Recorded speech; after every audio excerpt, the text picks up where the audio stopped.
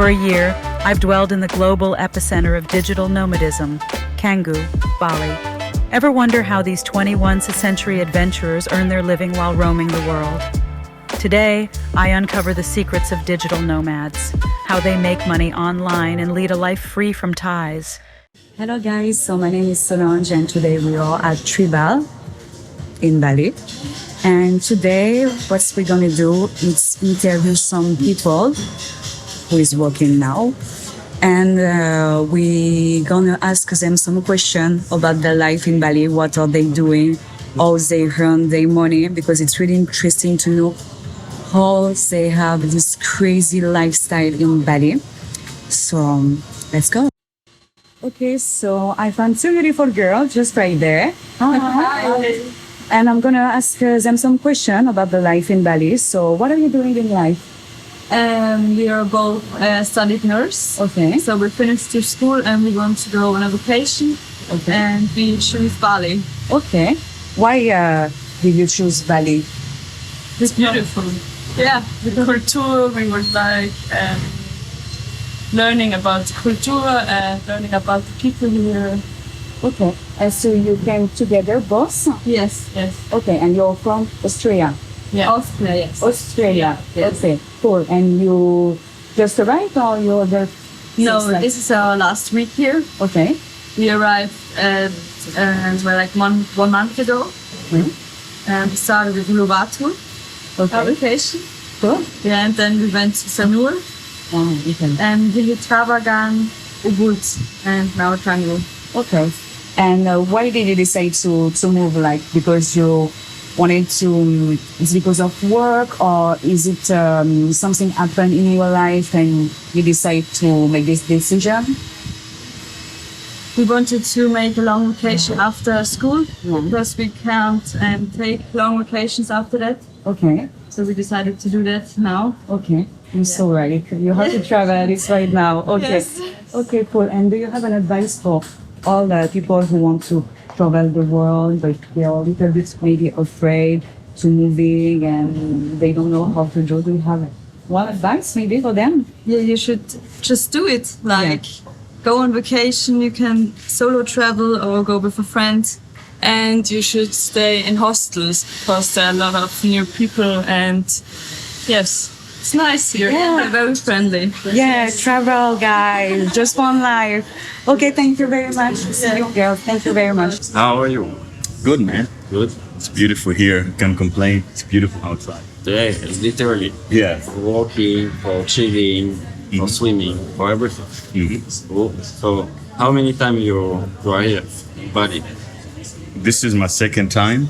Okay. I first came here last month for like a few days. And then I was supposed to go to Japan after. And then I canceled my Japan trip and stayed for 3 weeks. Really? And then I had to now do some work in Singapore and Dubai. And then after that, I had to come back. So I left for 2 weeks, came back. It's amazing here. So basically, what did you do for living? I'm a trader. I trade cryptocurrency. You trade cryptocurrency. Yeah. Okay, like any kind of cryptocurrency or specific? Any kind of cryptocurrency. I'm mostly Bitcoin and Ethereum, but my fund is also exposed to the local currency. Okay. Yeah. Saying how you study it, how you learn it. By doing, I've been in the space for a long time, maybe 8 years. So the longer you stay in it, you sort of start to understand and see the flow, the market, ups and downs, and you just try to take advantage of it. There's also a lot of innovation almost every day. So you're always looking for what's the next cool thing to invest in or just hype sometimes. There's a lot of social stuff going on, memes and all that. So I just try to be as involved as I can to increase my age as a trader. So for trading crypto, how it's working? Like you have a company, you base your trading in the company and managing all of them by your computer on doing your traveling. So trading is what I do, but I also have a business. It's called Crypto University. Crypto University is a learning platform for learning cryptocurrency, blockchain. If you want to trade, if you want to invest in crypto, you just want to learn about it. We have cryptouniversity.network. I founded it in 2018. And so far we have like 30,000 students. We're institutionalized in Dubai, certified by the KDHA. So that is my main business. Still runs, but I have an incredible team on it. I can do my part of it from anywhere. And as for trading, I actually just need a place where I can calm down, work out, and trade and think. Just a Wi-Fi connection. And a Wi-Fi connection, exactly. And no need laptop. Like potentially you can do everything with your phone. I can do it with my phone, but I prefer a laptop. Yeah. And I actually sometimes need a proper setup, like my laptop and a big screen. So light. Yeah, exactly. With LED. You know the deal. Yeah. Okay. And so you're managing all this with your team. Yeah. You are not alone. Yeah, I have a team all over the world. It's spread out in different parts of the world, and they help me get things done. And then I can also focus on the most important things. And the team can, they help me with the other things that I might not be able to do. I have other businesses too. So I have a farm, I have several things. So if I understand correctly, you are an entrepreneurship. Yeah. Where you are expert in trading. Yeah. Web3 trading or only crypto trading. Like Web3 trading. You're trading also NFT. Yeah. Yeah. Flipping trading. Exactly. Let's check. Okay, nice. Okay, so link to all this. How many times did you create all this, and from where you are start? So I have a YouTube channel, by the way. It has 200,000 subscribers on it. People can check it out. It's called Crypto Hustle. I did a documentary about my entire story of how I started. It's there on YouTube. A lot of people can watch it. But I started in this space in crypto with absolutely nothing. I started off working at people's gardens like this, cutting grass, just to buy myself a computer. Then taught myself how to write code. Then taught myself how to graphic design and, digital skills. And eventually I came across crypto, and that changed my life completely, So, but yeah, there is a whole documentary about it that people can see online. Okay, nice. Yeah. Really nice. And how many times did you start to make your life, you earning your life from your business? So I started seriously being aggressive about making money when I was like 16, right? So it's a long story, but I got very serious with crypto when I was like 18 or 19. And that time, I would say it took me about 4 years to make my first $1 million. Let me put it that way. Yeah. So when I was 24, I made my first millions. Yeah. Okay. How you deploying YouTube video? Your YouTube video? Oh, my YouTube grew only in 2020 by accident. I was doing YouTube for since 2015. I wasn't thinking much of it. It was more like I didn't have any friends who were into crypto, because back then it was a very niche thing to do. And when I figured out YouTube, I had friends there. We would talk every time about the economy, Bitcoin, and I was reading The Black Swan, the book by Nassim Taleb, and it was talking about the Black Swan. So that used to be my story online. And when the COVID happens, the Black Swan, and a lot of people started finding my videos about finance and stuff like that, and the YouTube just grew like crazy, from 8,000 subscribers to 30,000 to 100,000 to 200,000. Yeah. It started to create a really huge audience, huge community around you, and you're starting to really growing organically all your audience. Yeah, exactly. Yeah, really nice. So, which tips you can give for any person who wants to start to be an entrepreneur or digital nomad, or just want to live a dream life? You have to reframe your life and think about freedom and not money. I think a lot of people are more focused on making money, which it's easy to make money. Everybody does. Even people who work 9-to-5 jobs, they know how to make money. But how to maximize it, I don't think most people know it because they think money is a tool for purchasing things, but it's not. What you want is to have a lot of assets or to be in a currency that appreciates over time so that you're getting richer as you're getting older and then you become more free. Whereas currently the way things are set up is that you get poorer as you get older because your money is debased over time. So you have to understand the concept of time, value, money, and what's important, that it's the freedom, not really the money per se. And then everything will switch around. Then you start creating a life to free yourself. Instead of getting the next mortgage and then a car loan or whatever, you start getting things that return freedom and time to you instead of locking you up in a place. So I think it has nothing to do with money. It's just about the framing of how you understand how the world works. I understand and I'm entirely agree with you.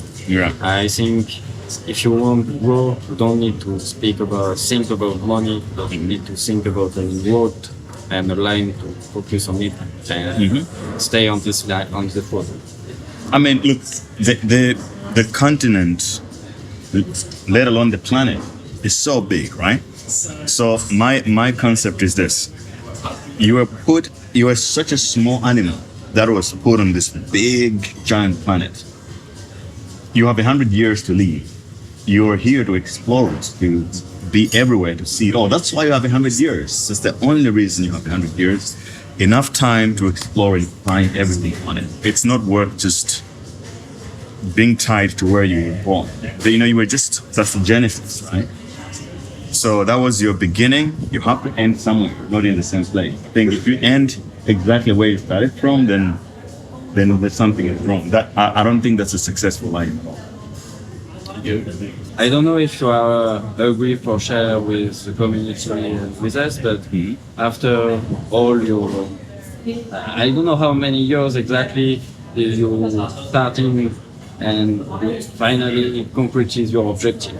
So how many times, and link to this, after how many times you start to living from your dream life, from your business. I don't know if it's your dream life, but one of your objectives. Right? Yeah. Let's say I just freed myself, So I don't look at this as my dream life. This is how I deserve to live.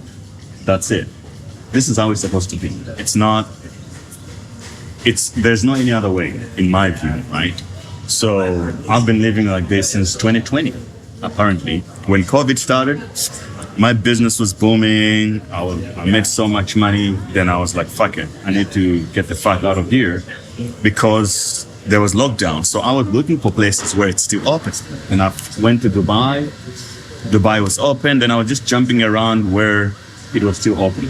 And that's how I got out. And then since then, I haven't lived in the same place for more than a month, since 2020.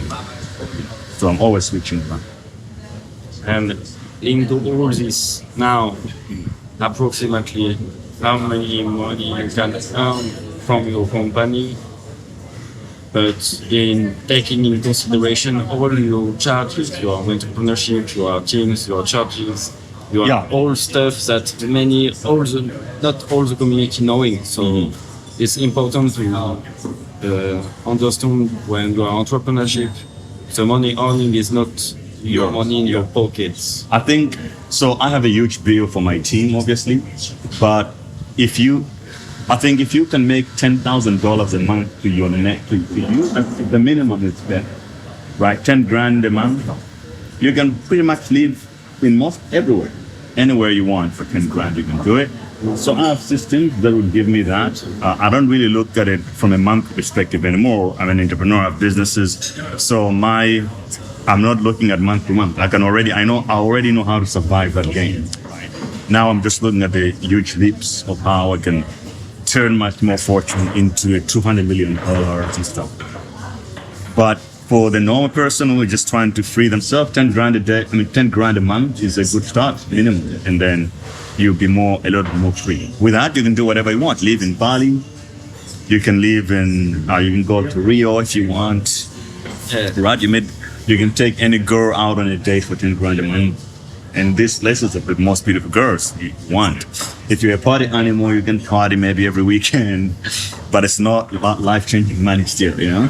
That's like 120,000 a year, but still, you're still not in the 1%. So, yeah. Linked to all this, what did you think about the digital life from Bali? Yeah, so the digital life in Bali is amazing, man. It's for me, it consists of everything that I need. That every guy, especially, I don't only speak for the guys, every guy wants. So you want to have nice jeans, good weather. You want to be close to the water, close to the trees as well. Good food, beautiful women. The time zone is amazing. You are ahead of time, you know, the rest of the world. And then you have a community of people. Like the network here is crazy. You meet people who are doing different businesses from all over the world. You learn a lot. You meet people who push you. So, and the people here, the locals, are very, very nice. The nicest people I've ever met in my life. I forgot my wallet the other day. This guy in Ubud told me that, oh, just go. When you find it, come back and give it back to me, because they believe in karma. And I'm usually in the big cities where it's all about money, and you never really experience that kind of love from people. Generally, everybody's kind of like checking each other out. So I think Bali is where it's at. I fell in love with Asia after I came here. I mean, Hong Kong is nice, Singapore is nice, but Bali is where you can feel more at home and more base. And people is open. You can easily open discussion with Anyone. You can easily discover maybe some new partnership. Yeah. Some really interesting people.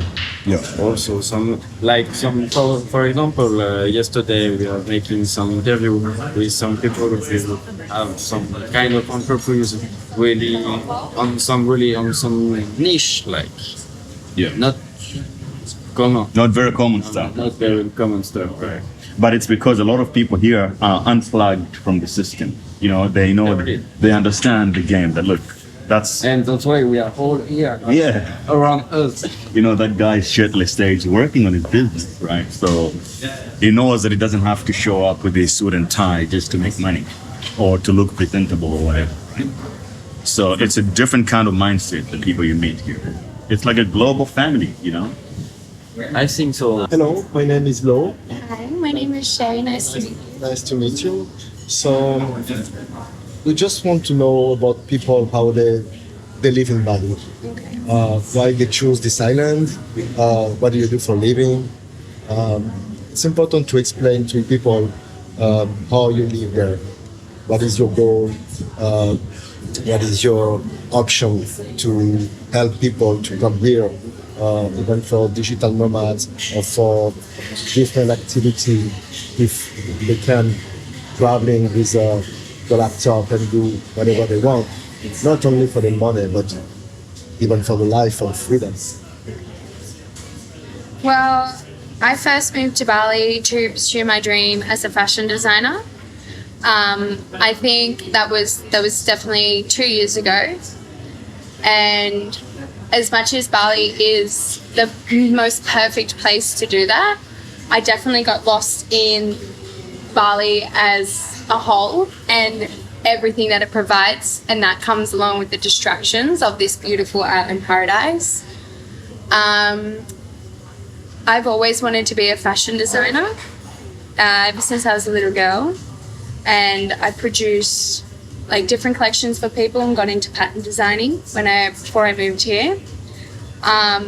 What led me to move to Bali was an accident, and that kind of made me to take a decision that made me want to pursue my future. And because of my accident, I couldn't necessarily do it myself, so I came here to source inexpensively a way to do it. Because when Bali 2 years ago was really, really affordable. Before the lockdown, it's okay? even just after the lockdown. I think the prices in Bali has just skyrocketed, especially after COVID, and it actually matches Australian prices for what it was before COVID. I mean, anywhere outside of the world now, it's just ridiculous prices, and Bali is extremely affordable compared. But now, with all the invasion of everybody coming here and the ability to be able to work on your laptop and shoot all this content, it's really made Bali a booming paradise, but they're really making a lot of money from it, and it's changing Bali rapidly. Going up. It's going up. And I mean, for example, I left to go to Sri Lanka 3 weeks ago, and I spent 2 weeks in Sri Lanka and came back.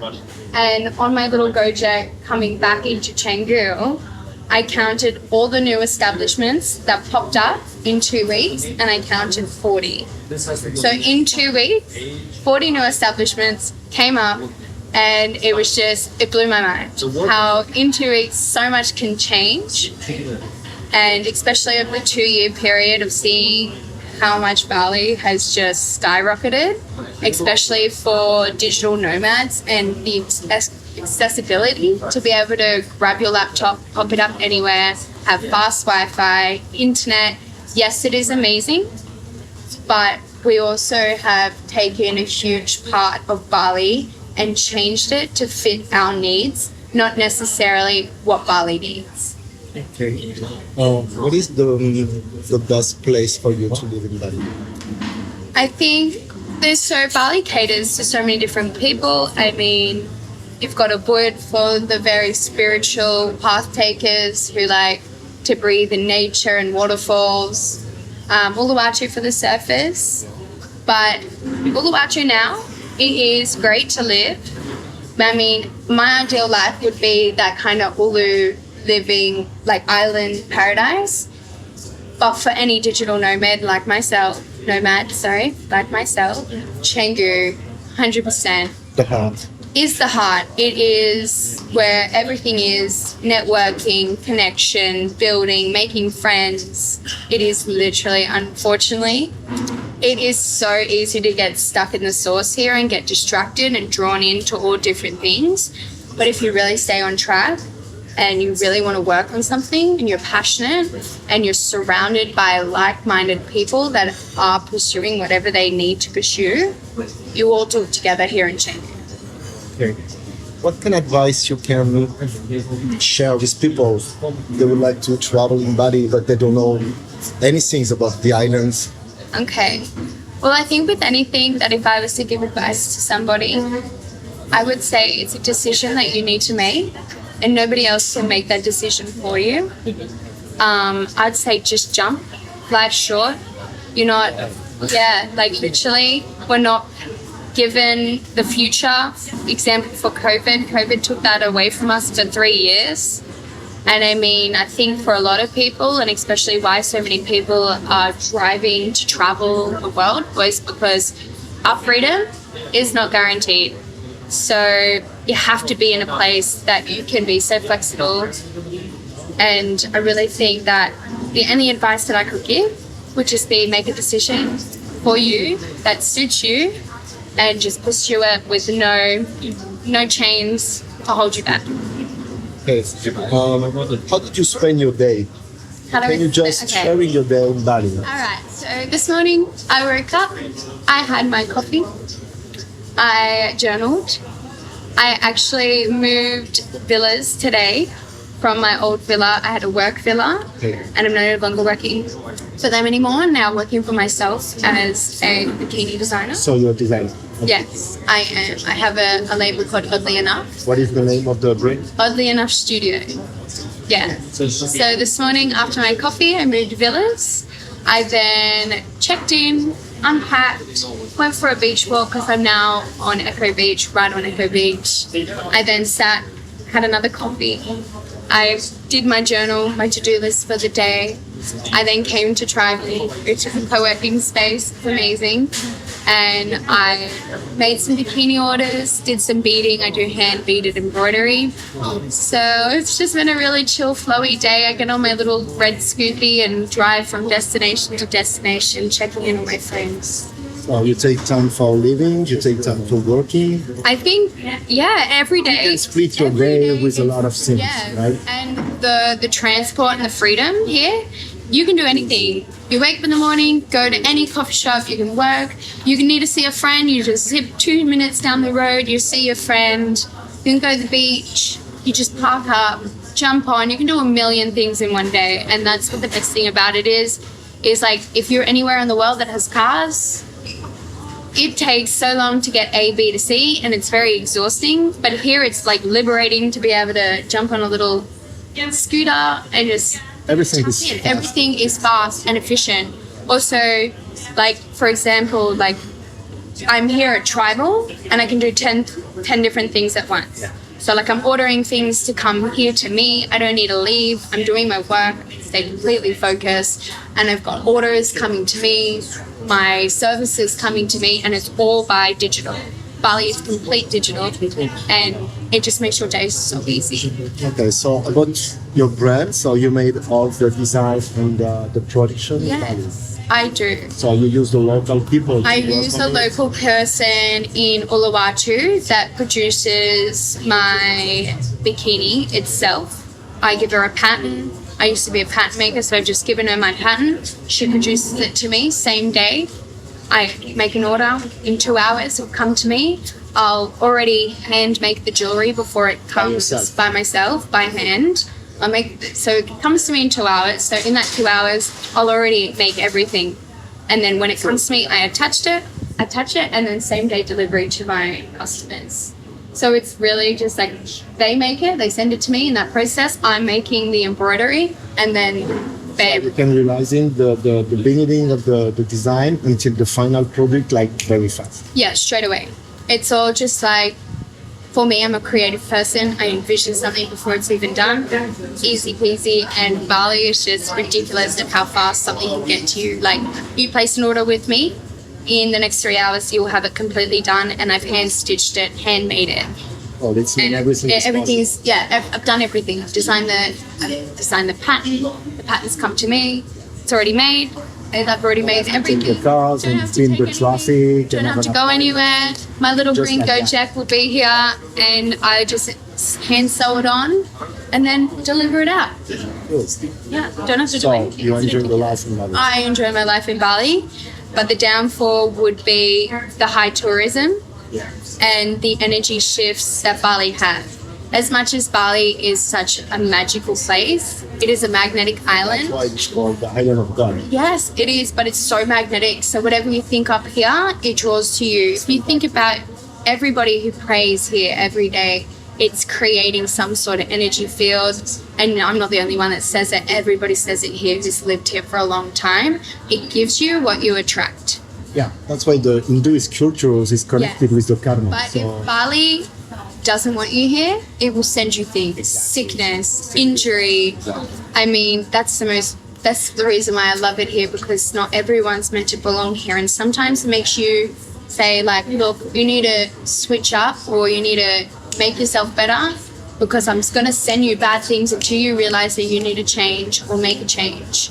And it's a big wake-up call. So did you feel a private messages, a personal messages when you came in Bali, and something like, this is your base, this is your place? It's my place because everything's so easy here. And You feel it. yeah, I mean, it makes things easy for me. I've never been sick. I've never, touched wood,